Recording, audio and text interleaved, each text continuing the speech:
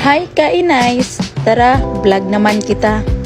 For today's ganap, mapakadto naman kita yan na Hakal-Apog Beach. Gin-invite kasi kami kay birthday and mama ni Mary Grace. On the way na ngayon kami ni pakadto. Well, basta talaga may mga okasyon kumbidado kita permi. Actually, upo din ni namon di dahera Mary Grace na uuna lahera palusad. Tuman nga palusad, hera adto, hera na uuna. Nakitaan niyo. Nakadinaga din ni Hera Mary Grace, kumatulay ni Hera hasawang kay pumalitin cake, asya sumabay na laluwat kami. Pagulpot namon nangangaon na inihira, kaya kumaon na laluwat kami. Sibog dayon. Asay pa kay may pinuya nga bilanghoy, may kinilaw, may sinogba. Asya talaga init mga ayon basta may mga edad na.